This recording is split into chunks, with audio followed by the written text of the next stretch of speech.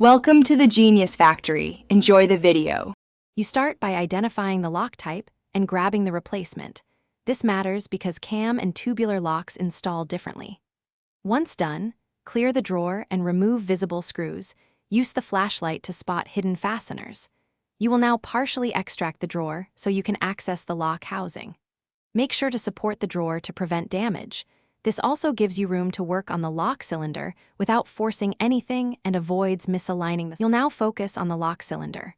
Hold it steady and loosen the retaining nut or pry off the clip. This frees the cylinder for removal. Once the cylinder is out, take off the cam and any spacers, noting how each part aligned. Photos help. Compare the new lock to the old one, and if the cam length or orientation differs, trim it carefully or add the supplied shims so the cam actuates the latch fully. This ensures smooth locking and prevents jamming. You install the new cylinder into the hole, slide the cam on in the correct orientation, and secure the retaining nut. Tighten until snug, but avoid over-torque which deforms the barrel.